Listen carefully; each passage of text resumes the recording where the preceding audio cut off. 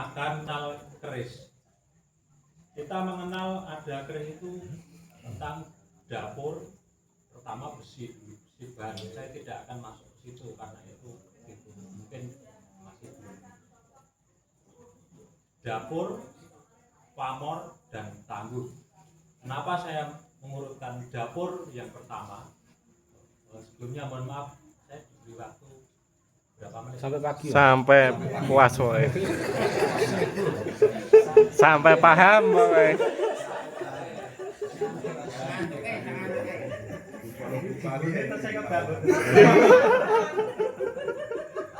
Karena apa itu menarik dan jelas ini.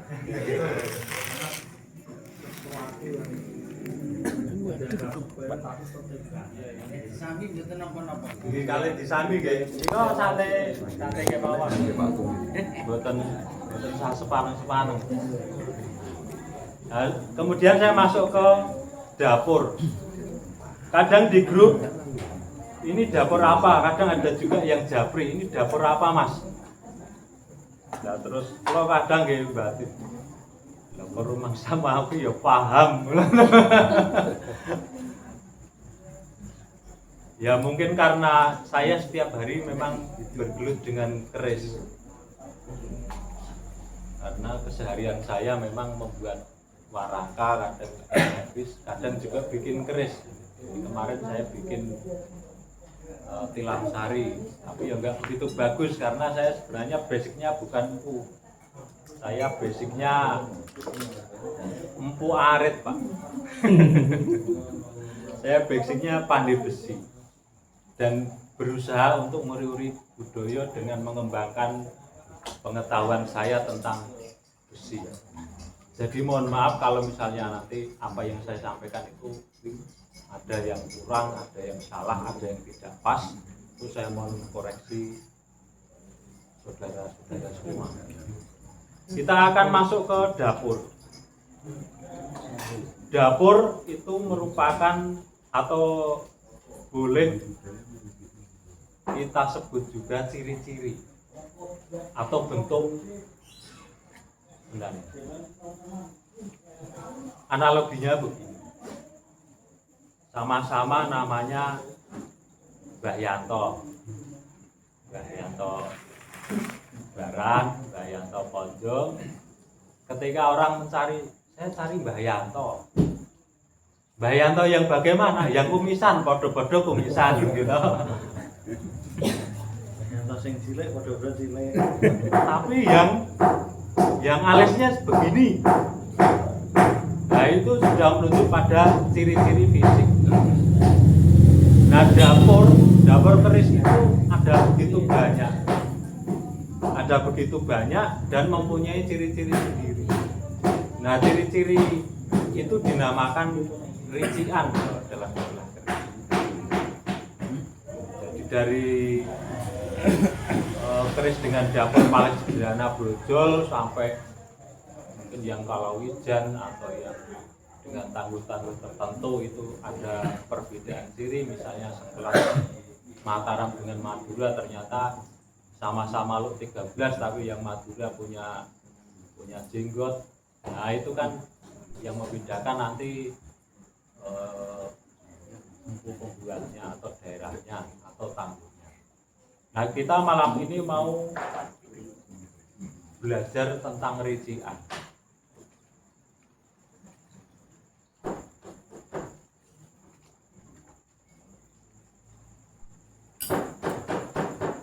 Nah rician bisa dilihat dari bilah. Ini tilam upih. Tilam upih dengan rician atau ciri-ciri ada tipe alis, pecitan, itu saja. Nah tanpa tikel alis itu nanti sudah beda. Ada serawean itu sudah beda. Lalu yang dinamakan serawean dan sebagainya itu yang seperti apa? Sayangnya niki lho Pulang ini. Nah yang seperti ini dikatakan gandhi polos. Gandhi ini seperti apa sih? Ini gandhi. Nah, ini gandhi polos nggak ada apa-apanya. Kemudian ini gonjo. Yang masuk dinamakan, ada yang bilang pesi, ada yang bilang peksi, itu tergantung daerah. Nawi kalau daerah sini biasanya pesi, yang masuk ke handle atau handle itu kalau Jogja dibilang deder, kalau Solo jejeran. Kalau pengrajin mobil ada yang bilang ukiran karena diukir. Nah, ini gonjo. Ganti yang di sini ini ada leguan. Ini namanya pijetan atau belumbangan. Kemudian yang leguan di sini itu tikel alis. Kadang ada satu, ada yang punya dua. Kemudian kalau di sini ada celkantian.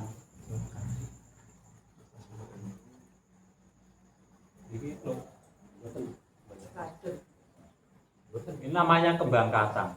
Nah, kembang kacang itu kadang ada yang polos, ada yang jenggot. Yang kembang kacang jenggot biasanya di atas gelungan ini, gelung kecil. Ini ada ininya. Sayangnya Pak Nandar, contoh sing eneng kembang kacang iki, keris. Sing eneng ngene bilale ini. Kira dong kembang kacang sing ngopo ya bingung banget iki. Nah, urung takon mbak kacang. Garap dong kembang kacang sing ngopo.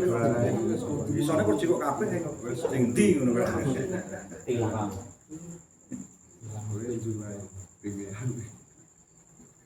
Ora tak bawa tak kembang kacang. Kembang gula kan. Situ Anak kowe. Madras.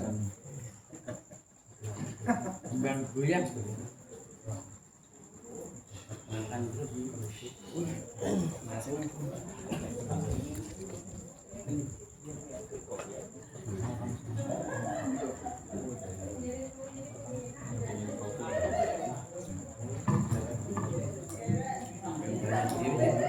nah ini kembang kacang cukup kecil. Kembang kacang sok. Nah terus di atasnya ini ada jenggotannya. Ada yang polos, ada yang jenggotan. Kemudian di bawah kembang kacang itu ada tingilan sedikit, namanya jalen. Jalen. Nah kemudian yang bawah ini kadang polos, kadang ada juga tingilan, kadang satu atau kadang dua. Itu namanya lambe gajah. Nah kemudian di sini ini greneng, yang rintik-rintik ini greneng. Nah greneng ini ada ripandan, rondo, ripandan, rondo.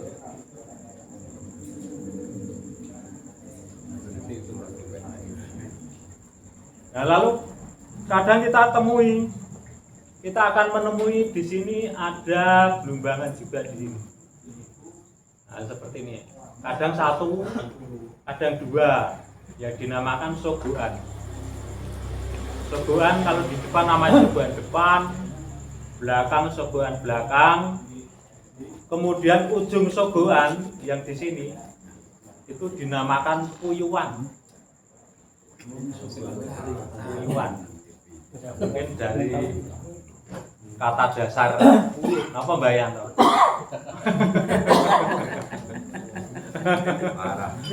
Puyuan. Puyuan Pak Yanto. Ya mriki biasanya niki wadidang.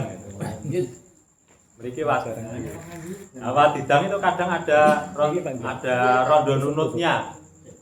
Rondo nunutnya itu tidak menempel di gonjo tapi menempel di bilah. Itu namanya rondo nunut. Bukan rondo ya, rondo. Rondo karena bentuknya seperti huruf do.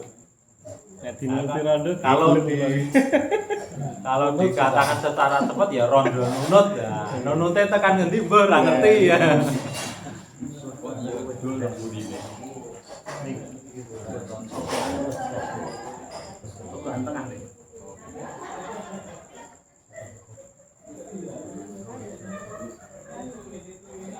Nah ini salah satu contoh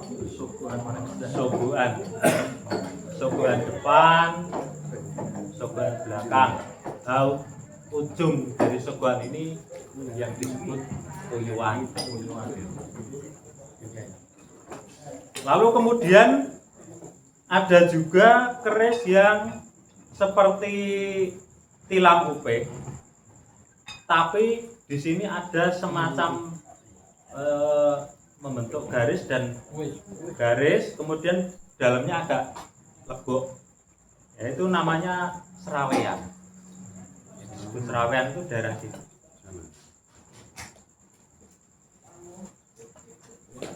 Biasanya bolak-balik ya, kecuali kalau pas punya mungkin lupa bikin satu saja, itu cuman satu balik.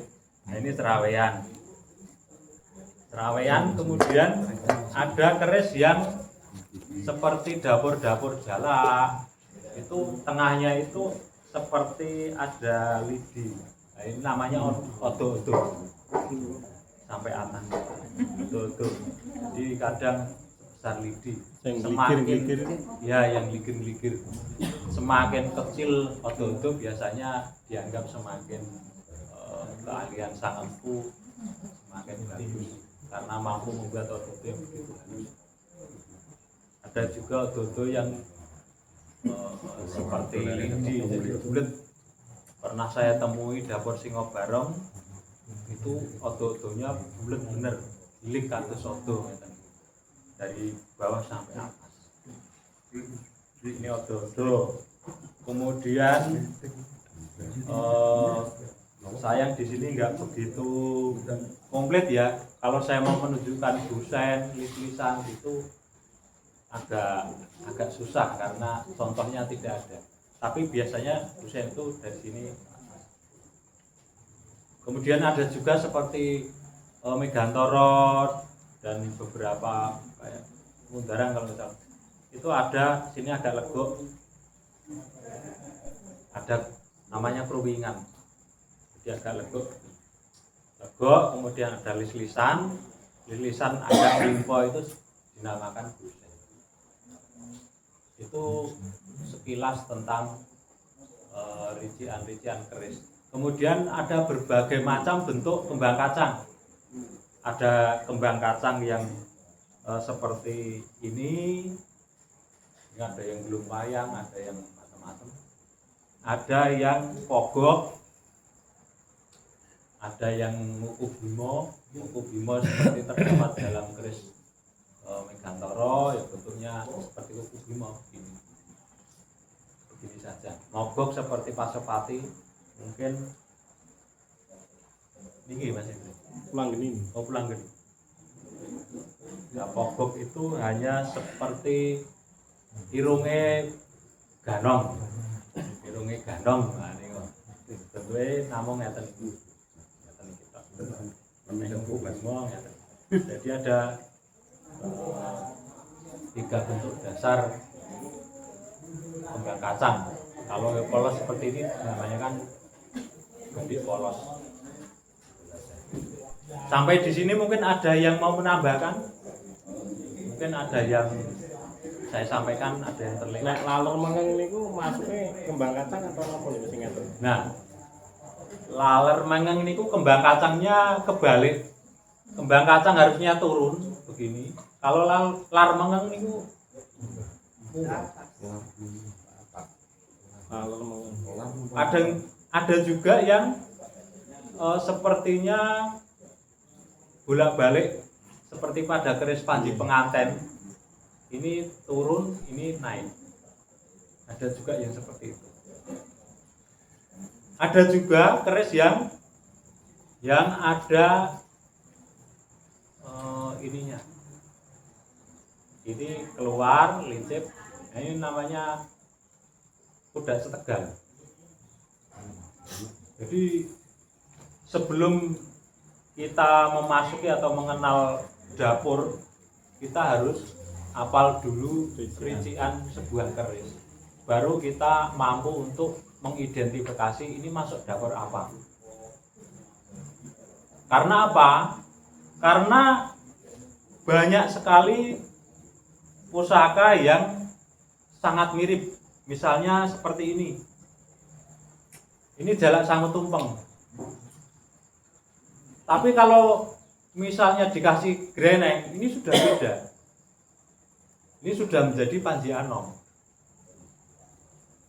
Atau misalnya taruhlah ini sabu inten. Sabu inten dengan kembang kacang, suguhan rangkap, greneng, pijetan, tikel alis, jalen, lambe gajah, 1. Lambe gajah tambah 1 itu sudah beda. Itu sudah masuk ke Carita Keprabon. Makanya sangat penting pertama kali kita belajar keris itu menghafal rincian atau memahami rincian keris itu sendiri. Ini baru tahap awal. Nah, setelah hafal kita mampu mengidentifikasi, baru kita masuk untuk mengenal dapur-dapur keris. Dapur keris lurus, dapur keris low itu sangat banyak sekali. Saya sampai menggunakan kata sangat dan sekali karena memang ratusan bentuk atau dapur keris. Nah, kemudian setelah kita mampu untuk mengidentifikasi sebuah dapur keris, baru nanti kita akan belajar tentang pamor. Ya, ini masuk pamor apa? Masuk pamor apa? Masuk pamor apa? Itu belajar tahap kedua.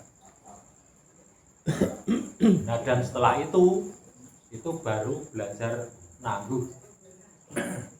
Nangguh itu paling susah karena itu harus dilihat dari banyak sekali sudut, tidak hanya dari bentuk tapi juga dari bahan, dari tatrap pamornya bagaimana, karakter pamornya seperti apa, kemudian panjang bilah seperti apa, terus pesinya seperti apa, gonjonya seperti apa, itu baru bisa untuk menentukan oh ini tangguh ini. Itu pun tidak 100% karena kita tidak pernah tahu kapan itu dibuat. Tangguh itu hanya kira-kira. Dan ilmu ya, dan orang yang menangguh itu, ahli tangguh itu dinamakan tanggek. Makanya untuk malam hari ini mungkin saya hanya memberi pengantar saja. Apa yang harus kita lakukan untuk mengenal lebih dalam tentang keris. Dan untuk lebih lanjutnya bisa nanti mungkin di grup seperti yang sudah itu ini dapur opo, ini pamor opo, mungkin seperti itu. Karena di sini ada ini masuk kalawijan ya. Ada kalawijan, ini tilang upe tapi powernya belum kelihatan karena tidak dibarat.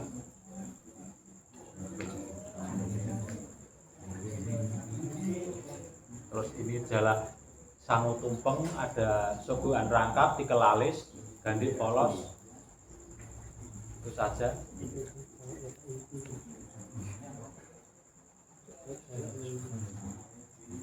Nah, ini enggak, kita untuk sementara tidak usah bicara tangguh karena itu memang memerlukan jam terbang yang begitu tinggi. Kita bicara atau belajar dapur. Kalau kita sudah bisa mengenal dapur, nanti kita masuk ke selanjutnya ke pamor.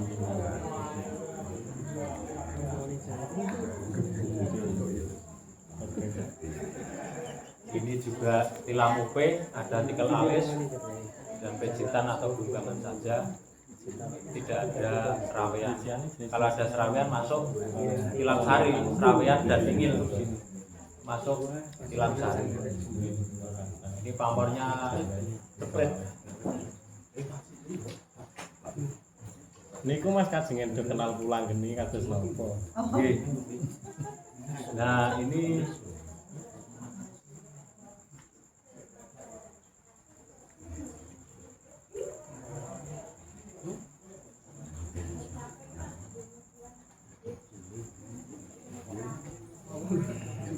ini agak beda. Bedanya apa? Bedanya ada di bentuk gonjo. Bentuk gonjo pun macam-macam. Ini ada yang seperti ini.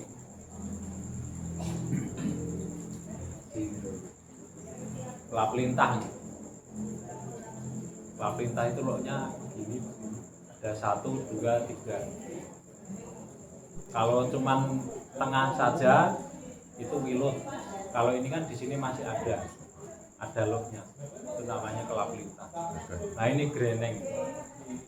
Ada rondonya, tinggal rondo, tinggal rondo. Ripandan rondo, ripandan rondo. Nah, tengah ini ada otondo.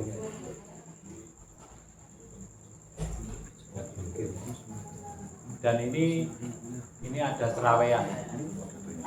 Ini bisa diputar untuk mungkin untuk dilihat.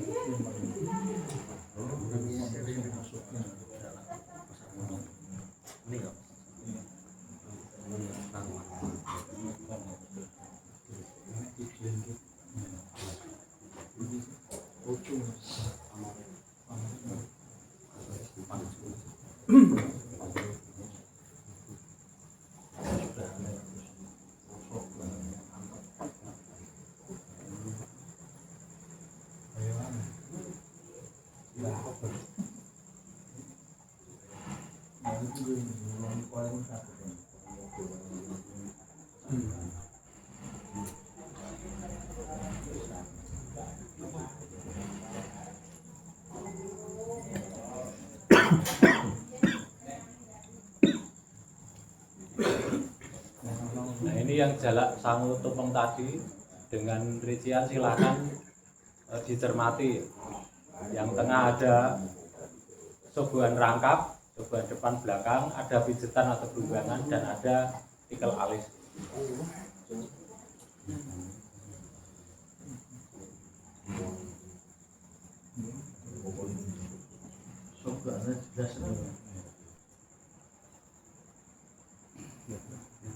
Nah, nanti ini sebagai pembanding tilam UP dengan rincian pijetan, gandhi polos, pijetan atau bunggangan, dan tikel alis.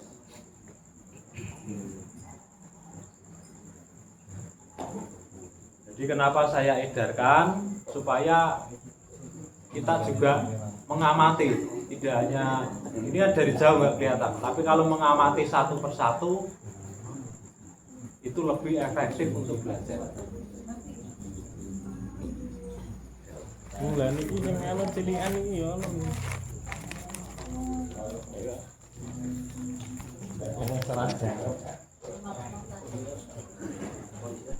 Kalau ini masuk pedang itu baru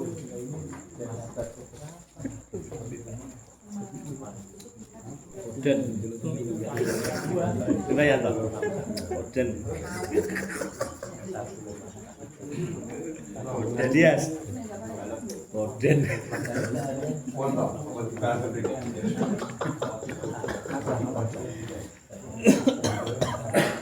Oden sah.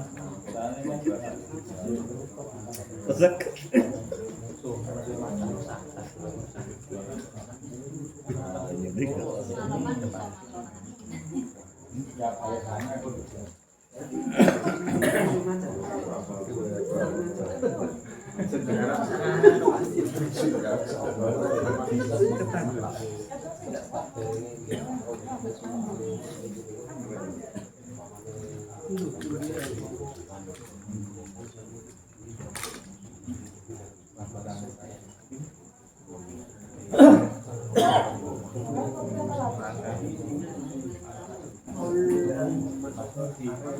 Kalau sekerangka rambut kayu. Nggih. Niku nganu Pananda, dagangan niku loro 500 mawon. Sebetulnya Gampang. gini Pak, ini kemungkinan gripesnya sudah sekitar 1 tahun karena termakan usia.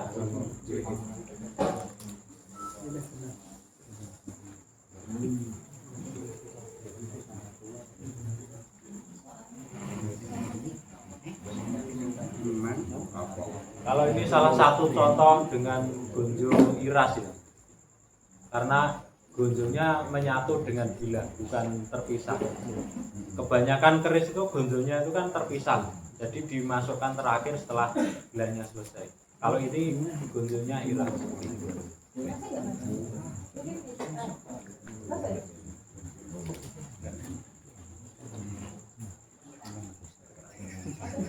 Masih banyak sekali sebenarnya yang perlu dipelajari. Kadang ini kok dunglo banget.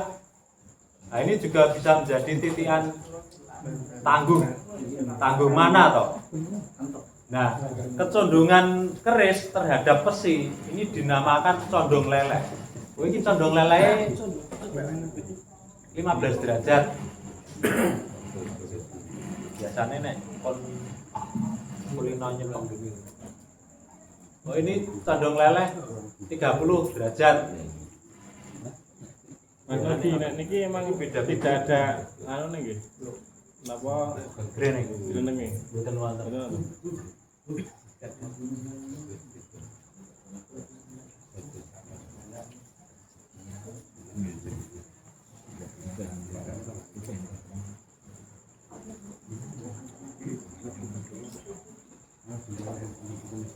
Itu sekedar dapur saja. Kemudian saya menambahkan untuk sandangan keris, mungkin ada yang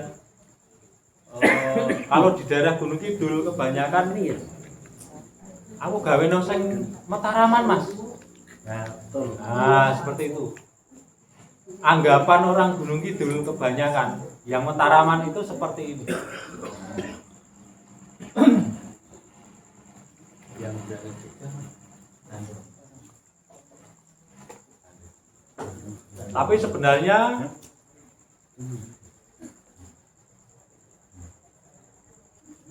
sama saja.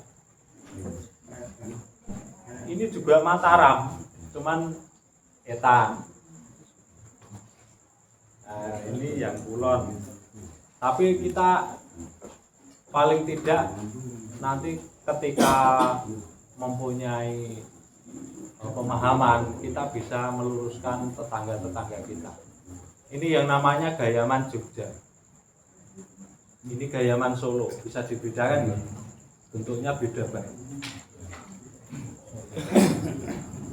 Nah ini batuannya lebih nonong. Nah ini enggak. Kemudian cangkreknya ini lurus saja. Kalau ini agak menjorok sedikit sih yang terus belakang seperti ini, yang ini polos. Nah nanti kalau misalnya panjenengan kepanggih seperti Solo tapi ini Krowak, itu Wandan Pakualaman, namanya Wandan Bagaspati. Wandan itu merujuk pada apa ya? Bahasa Indonesianya apa Wandan? Apa bahasa Wandan itu merujuk pada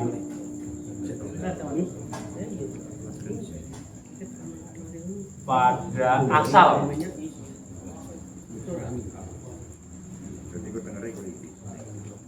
Kalau saya bilang merujuk pada jenis, ya jenis ada Gayaman, ada Berangga ada ladrang, tapi lebih saya menganggap lebih ke asal. Misalnya Wandan Solo dari Solo, Wandan Pakualaman, Wandan Jogja. Kemudian ada Jogja itu ada berbagai macam, ada yang Darmo Nembung, ada yang Kota Geden, ada yang macam-macam, banyak sekali. Kita nggak usah masuk ke situ, nanti semakin pusing. Saya sudah pusing. Dapat pesanan macam-macam itu pusing. Sultan Agungan. Nah ini juga Jogja. Bedanya ini Berangga Jogja, ini Gayama Jogja. Dalam pemakaiannya itu berbeda. Kalau Berangga itu dipakai pada acara resmi atau seremonial, misalnya resepsi atau acara-acara yang di dalam gedung. Kalau outdoor pakai yang Gayama. Nah kalau yang ini Berangga Solo atau sebenarnya disebut Ladrang. Tapi ada yang bilang, oh Berangga Solo itu nggak masalah. Tapi saya biasa nyebut untuk Berangga Solo itu Ladrang. Kalau Jogja Berangga, kalau Solo Ladrang. Ini bentuknya kelihatannya mirip, lebih gagah Solo tentunya. Tapi ada perbedaan. Perbedaannya apa? Di sini lebih lebar. Kemudian dari cangkreknya juga lurus saja, sangat sampai sini. Kalau di sini agak menjorok ke belakang dulu, terus ngilang di tengah. Kalau Solo biasanya kelihatan sampai tengah. Bentuknya juga beda. Ini seperti ini. Ini hilang di sini. Kalau Solo sampai ujung. Dan bentuknya lebih melingkar. Kalau ini lurus saja. Kemudian bentuknya, godongannya, kalau Solo lurus ini rata. Kalau Jogja ini agak ngelimpor. Angkopnya juga beda. Ini lebih masuk. Ini sampai atas saja.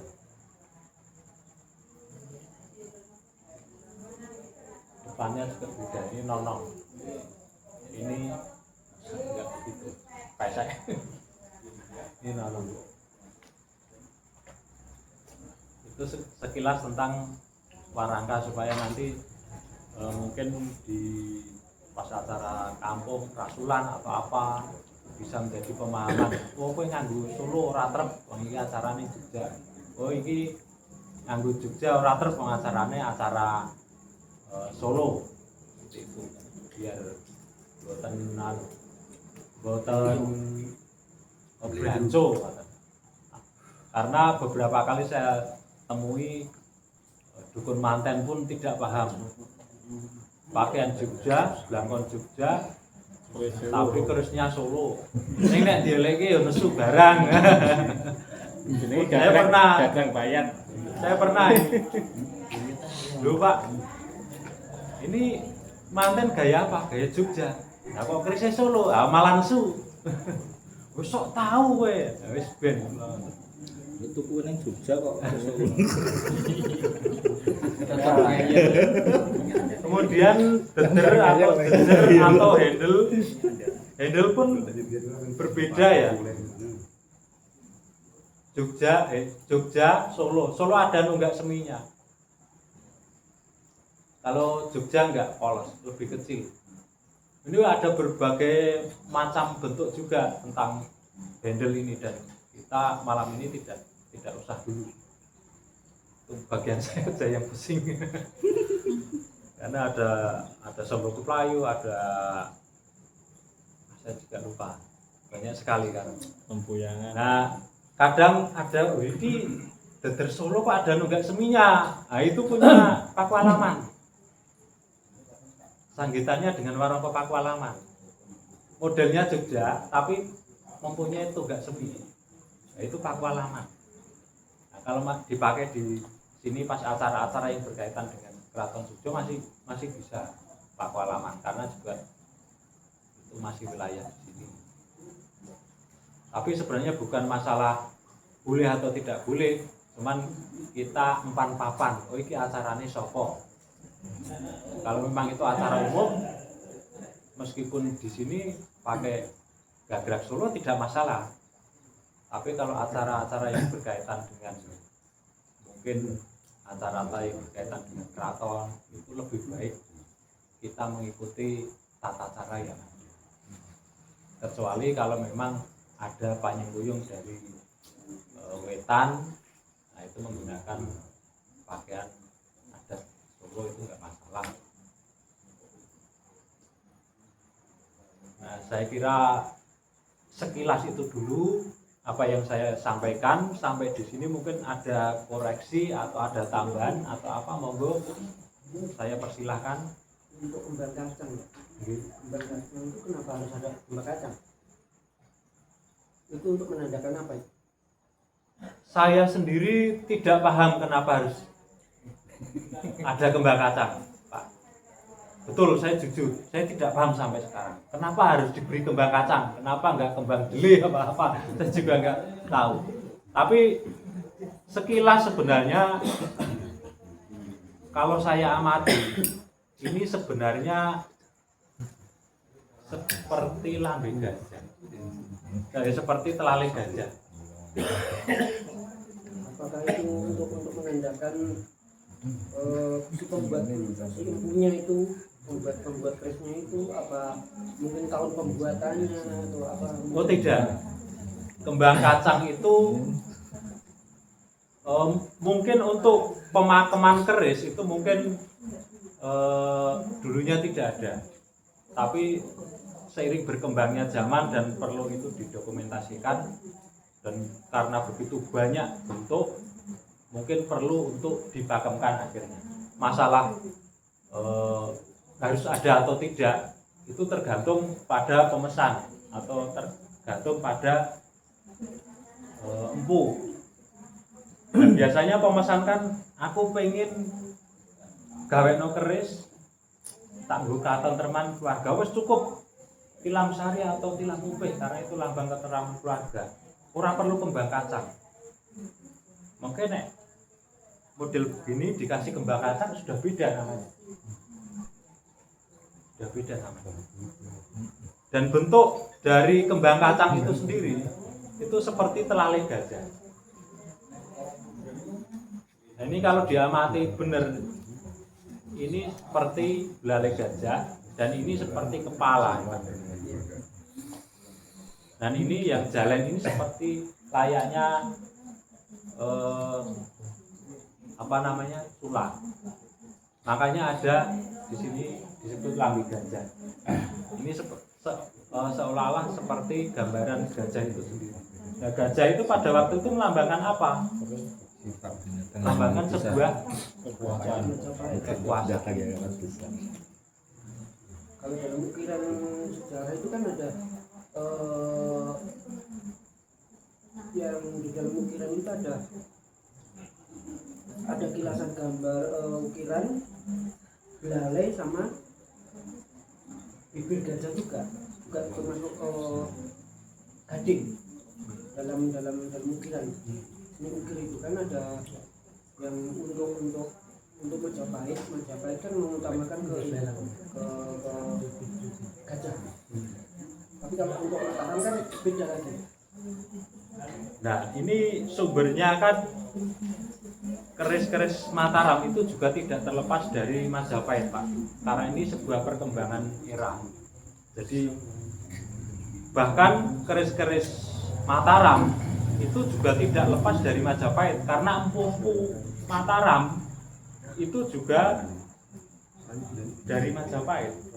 Supo itu juga keturunan Majapahit. Nah, ketika ada perubahan bentuk, mungkin sekarang lebih besar atau bentuknya ada godong dan lain-lain, itu karena masing-masing kerajaan ingin mempunyai ciri khasnya tersendiri. Nah, itu nanti ya menentukan tangguh, ini ciri khasnya seperti ini, maksudnya tangguh mana. Nah terus pamornya seperti apa? Terus condong lele berapa? Panjang besi, panjang bilah. Nah, itu nanti akan menentukan tanggul. Jadi sama-sama tilam upih misalnya. Oh dengan ciri-ciri seperti ini tilam upih Majapahit. Dengan ciri-ciri seperti ini tilam upih Mataram. Bisa jadi satu dapur itu dibuat satu empuk. Bisa jadi satu dapur dibuat beda empuk, beda era, beda tanggul. Tapi perbedaan antara jenis A, B, C dan D itu tadi kan merupakan masa peralihan. Perbedaan bentuk itu bukan perbedaan masa peralihan, tapi perbedaan penamaan keris itu sendiri. Juga dari pemesan juga. Iya. Nah misalnya saya mungkin orang yang punya kuasa dengan mau mesan keris untuk diambil sebagai kewibawaan, sebagai jenengan, karena jenengan itu mungkin Panjung Pangeran atau apa tak gawe sabu iten. Nah itu kan lambang kekuasaan, kemakmuran dan sebagainya. Kemudian pamornya harus dikasih ini, harus dikasih ini. Itu nanti empu yang menentukan. Kalau sekarang bisa saja saya pesan sabu inten dengan pamor miring, sekarang bebas. Kalau dulu biasanya dipasrahkan semuanya ke empu. Yang penting saya pengen seperti ini, pengen pangkatnya cepat naik, pengen punya kewibawaan tinggi dalam satu pemerintahan. Ya wis gawe ke keris iki pamore jat. Mas Odi mungkin sedikit menambahkan untuk menjelaskan tentang bilah tadi. Untuk era yang berbeda itu tebal bilah itu berbeda karena menyesuaikan eranya. Era Sultan Agung itu era peperangan, maka bilahnya dibuat tebal, kokoh karena untuk berperang. Dan lawannya itu lawan-lawan yang sudah menggunakan tameng. Makanya dibuat tebal dan biasanya pakai besi yang tembus, Brojoguna atau gimana ini. Seperti itu. Besi-besi tebal itu biasanya terdapat di era Sultan Agung ke bawah. Era-era peperangan melawan penjajah. Seperti itu, Pak.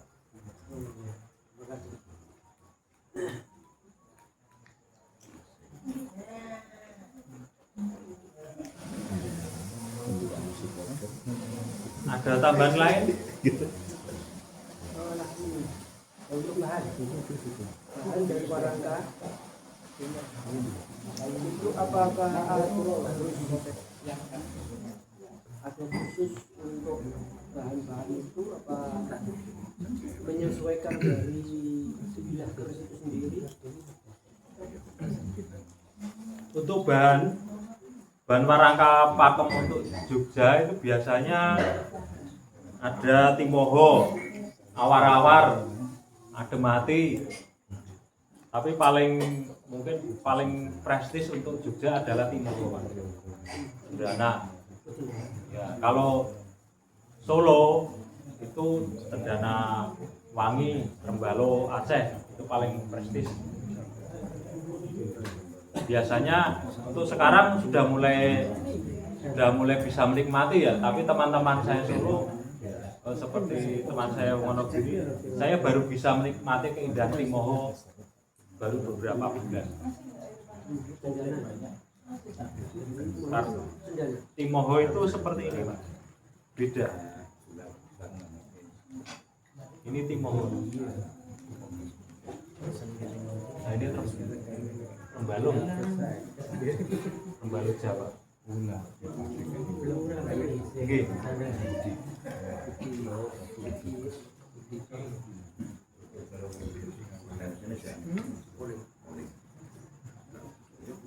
Mulane kok dadi panas, terane pasti madhep mulon kabeh. Mulane taran-taran saya lho. Iki lho wis pajakan. Len, adek anu Kayak ndek omahe dhewe. Iki wis perjanjian ngiji-ngiji kok. Wah. Ngene iki rada ya. Nah. Daunnya seperti waru tapi lebih tipis, lebih halus. Kalau waru tebal, terus warna daunnya hijaunya hijau tua, terus ada